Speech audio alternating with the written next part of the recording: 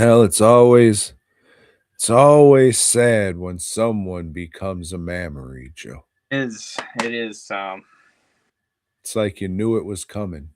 We did, and that's why we were doing this retrospective on the triple threat movies. Fooled y'all. The missing in action movies. Yeah, we didn't fucking jump on this shit after this motherfucker died. We've been doing this for a couple of We weeks. poisoned him and then started doing it. Uh, yeah, we were talking shit about him before he died. Uh, Missing in action one. Missing in action two. But Tom, today we're talking about Braddock. Missing in action three, or a Vietnamese kid might call them, half Vietnamese, Amera-Asians, I think they call them. Brother! Uh, this is a strange one, Tom, because it's, I guess they call it retconning, because it turns out, well, fucking Braddock, he was never missing in action. He was there for the fall of Saigon and got out with everybody else, but he was also married, Tom, and well, his wife didn't make it out. And that this isn't the wife that left him while he was a POW.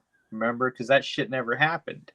And Braddock Part Three, we're starting all over again, new origin. I don't know if they're starting all over again or if he just went back because it's all he knows. No, they redid this shit because So it's a remake. it's pretty much, yeah, because he also doesn't have a beard in Vietnam. I mean, it doesn't look like the same fucking guy. It looks like Howard Jackson put on a fucking Chuck Norris mask. Yeah. So during the fall of Saigon, his wife is blowed up, or so he thinks. It's a case of mistaken identity because some other bitch friend of his wife stole one of her bracelets that he gave to her one night after fucking, and she was wearing one of her dresses too, and But I mean, she comes out like so burnt up, like the corpse is unrecognizable because of how charred it is. well, And he just sees like a burnt up bracelet. It's like, oh, it's got to be. right, it's a case of mistaken corpse identity. He was looking for an excuse to leave the bitch. Maybe.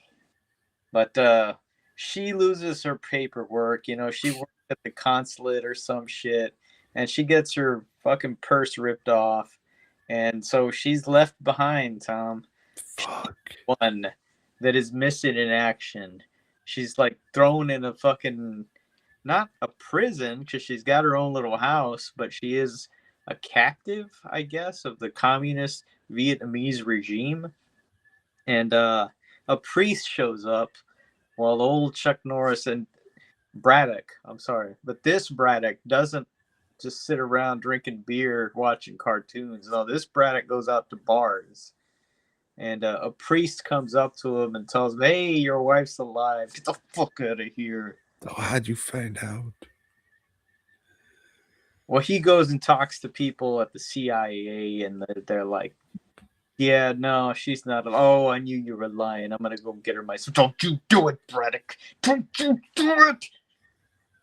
He does, Tom. He does, and then there's some scenes that are kind of like out of the first and second movie where he go get some weapons and a little boat, and he's back in Vietnam. And was that supposed to be fucking what's his nuts? Emmett Walsh's character from the first one?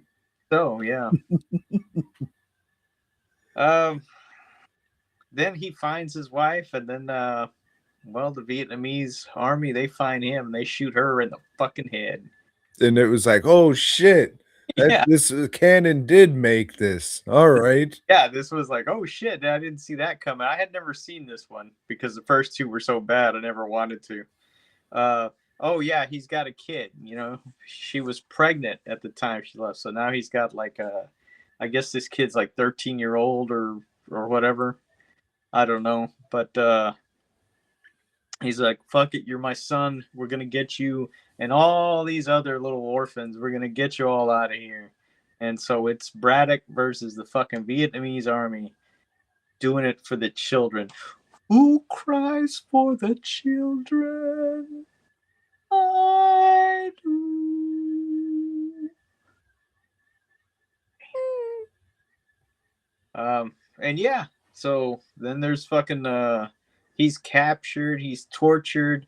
We get a fucking good villain in this one, just a Braddock villain that is just having fun pointing shotguns at little kids. Uh, I'm trying to remember who the fuck the villain is because I watched this a few days ago over a couple days. Colonel Sanders is the villain. Colonel Sanders is the villain. Yeah. I'm guessing it's a fucking Asian guy. Yeah, it's an Asian dude. And Why the fuck? I don't know. I just remembered he fucking looks different, and this was surprisingly okay for a mission and actions movie, but I still didn't care for it. I thought this one was pretty good. I mean, it's ridiculous. It's a bunch of dumb shit, but it's entertaining. It's highly watchable. I had some what moments, and I had some laugh out loud moments. There's big explosions again. That's one thing this series hasn't disappointed on. If you never seen any of these, skip the first two. This is the good one. You don't need to have watched the first two, especially since the fucking filmmakers decided to ignore it all. And Chuck Norris's brother, Aaron Norris, directed this one. It's got a really cheesy patriotic song at the opening credits and at the end credits. I dug it. I liked it. Roop, you were right. This is a pretty good one.